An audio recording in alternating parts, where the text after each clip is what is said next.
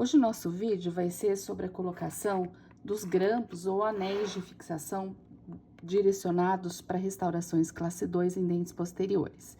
Então, nós recebemos aqui esse grampo, é sobre esse que eu vou falar hoje. Nós temos vários tipos e marcas diferentes de grampo, né? Que a gente recebeu esse grampo para ser utilizado na rede de saúde pública aqui do município de Presidente Prudente, conhecido como a Unimatrix. E aí, vou abrir aqui junto para mostrar para vocês, né? Eu sei que a maioria já deve conhecer.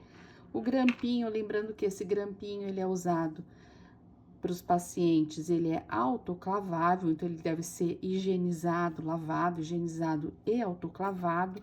Vem essas borrachinhas triangulares e vem mais duas a mais aqui na caixinha, no kit, tá? Então, o que nós recebemos foi o grampo, a gente vai falar mais como é que a gente utiliza esse grampo para restauração dos dentes posteriores. Esse grampo ou anel, tá? Esse anel, ele vai fazer parte de um dos itens que nós vamos utilizar para auxiliar no contato proximal dos dentes, entre os dentes vizinhos, em dentes posteriores, que é um dos pontos frágeis quando a gente utiliza restauração em resina composta. Então, como é que a gente deve posicionar esse grampo ou anel ali no dente que a gente vai fazer a restauração? Ele é somente o terceiro item, então eu vou ter 4 passos. O primeiro passo é a colocação da matriz, o segundo passo é a colocação da cunha, o terceiro passo é aí sim a colocação do grampo e o último é fazer o brunimento. Então, eu vou fazer com vocês o passo a passo aqui desse procedimento. Então, primeiro a colocação da matriz. Lembrando que, preferencialmente, a gente deveria utilizar uma matriz que fosse seccionada, né? Quando a gente fala em restauração em dentes posteriores, a gente evita o uso de matrizes circulares para facilitar com que o contato proximal seja confeccionado. E, se possível, né? Sempre que possível, a gente utiliza essas matrizes mais finas e pré-curvadas. Então, aqui eu tenho uma matriz mais fina e pré-curvada, tá ok? Como é que a gente vai posicionar essa matriz? Então, vamos supor que eu fosse realizar aqui, o meu preparo estivesse realizado na mesial desse segundo pré.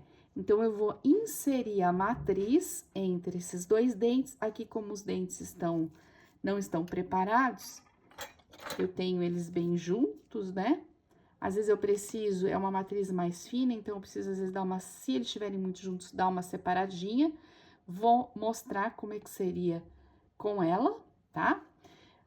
Alguns cuidados que nós temos que tomar é na hora que eu faço a inserção dessa matriz, ela entra ali suavemente no sulco gengival. E a altura dessa matriz, ela deve ultrapassar em torno de 1 milímetro, não mais do que isso, para não atrapalhar na escultura, da altura da crista marginal que eu quero confeccionar. E normalmente a gente se baseia, então, pela dente vizinho que deveria estar íntegro. Então, inserir essa matriz.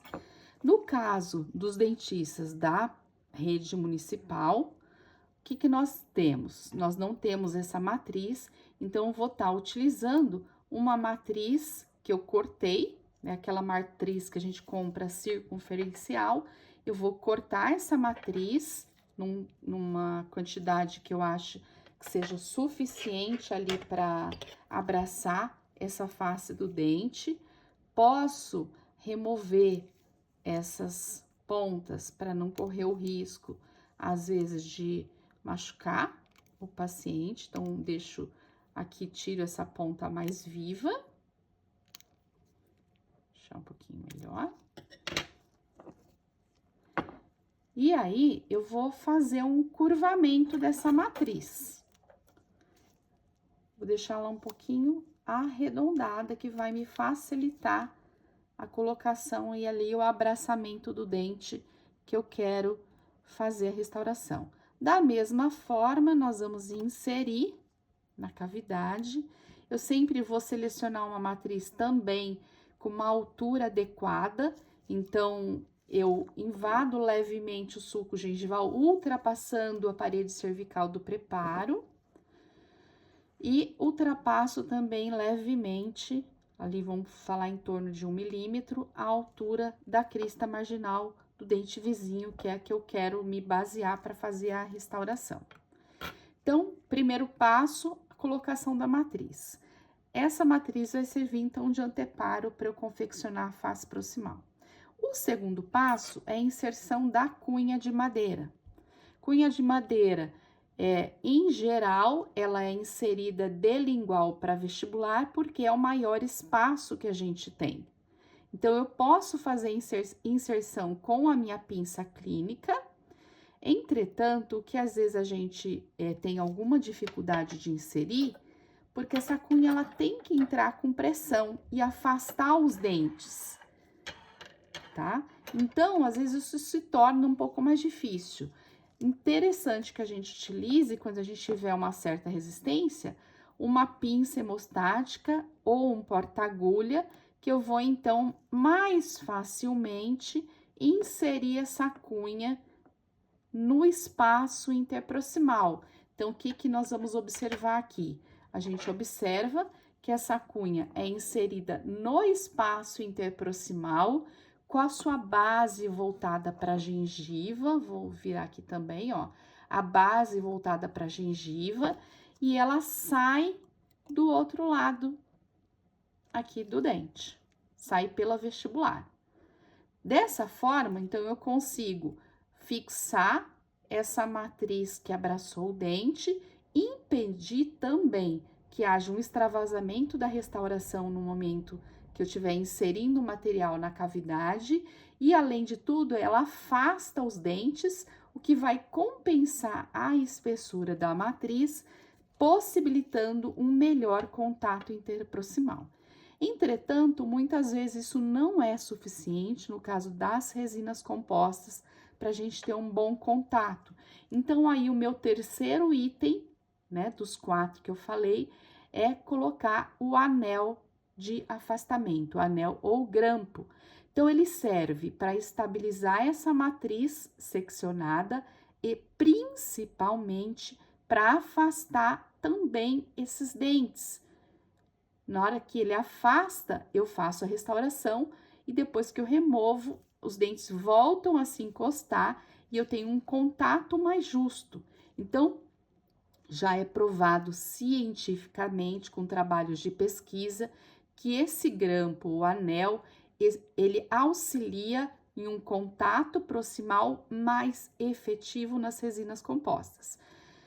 Dependendo do modelo, a gente pode ter maior ou menor facilidade de uso. Esse aqui, por exemplo, ele é um grampo que tem, por conta dessas borrachas circulares, dependendo do dente que eu for utilizar, eu vou ter uma dificuldade em colocar. Então, eu vou mostrar isso aqui para vocês. Eu vou utilizar, para colocar o anel de afastamento, essa pinça de Palmer, né? Então, é aquela pinça que a gente utiliza para colocar o grampo do isolamento absoluto. Então, eu vou utilizar essa mesma pinça. Eu vou afastar, né? Eu vou apertar a pinça, afastando essas duas extremidades do anel. Aí, algumas vezes, dependendo da situação que eu esteja, dependendo da altura do dente, do formato da cavidade, isso pode se tornar mais difícil quando eu tenho essas duas borrachinhas de triângulo colocadas. Por exemplo, nos pré-molares, que são dentes normalmente mais curtos, e essa borrachinha às vezes vai me atrapalhar.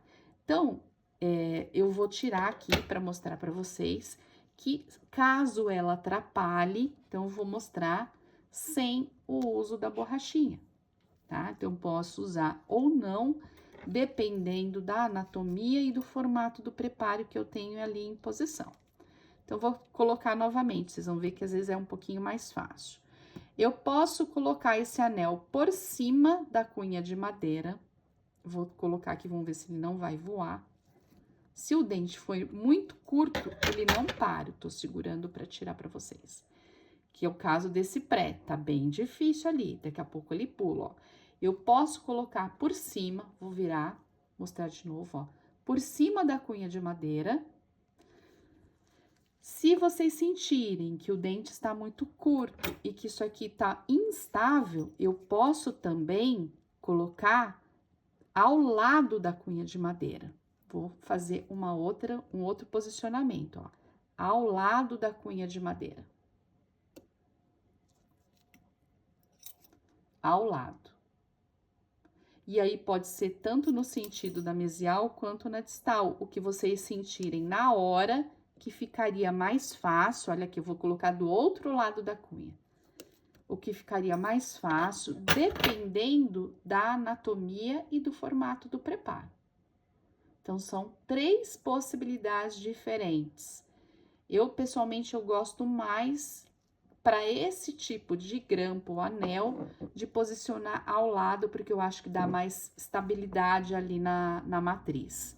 Então, a função dele aqui é abraçar, estabilizar essa matriz que eu coloquei anteriormente e afastar os dentes para compensar depois a espessura da matriz enquanto eu vou fazer a restauração. Então, até então, foi esses 3 passos. Eu não vou conseguir mostrar o 4º passo, que seria brunir, tá? Porque esse dente não é um dente que está preparado. Depois eu tento fazer um vídeo para vocês. Mas o 4º passo, eu iria lançar mão de algum brunidor. Aí tem que ser algum brunidor mesmo, porque não pode ter uma extremidade viva. E eu vou brunir a matriz. Imaginem que esse dente está preparado na mesial. Brunir a matriz de encontro ao dente vizinho para que ela encoste no dente do lado. Por quê? Porque eu vou ter que me lembrar que a minha restauração, a resina que eu colocar aqui, ela vai copiar o formato da matriz. Então, ela vai ficar no máximo igual à matriz. Se a matriz estiver longe, a restauração também vai ficar longe do dente vizinho, eu não vou ter um contato proximal adequado. Então, o 4º passo é realizar o brunimento dessa matriz. Feito isso, nós vamos inserir o material restaurador na cavidade. Se esse dente for preparo complexo, tipo MOD, então eu vou fazer uma das caixas primeiro, tiro todo o conjunto, coloco no outro lado, faço a outra caixa, tiro tudo e faço a escultura da oclusão. Então, é assim que a gente faz, é assim que a gente consegue um melhor contato proximal das restaurações em resina composta. Então, espero que esse vídeo tenha ajudado vocês. Curtam lá no link no YouTube, avisem para os colegas que precisam, que queiram assistir também, compartilhem com quem vocês quiserem. E me mandem dúvidas ou outras sugestões de vídeos para a gente estar fazendo aqui no canal, tá bom? Um abraço a todos!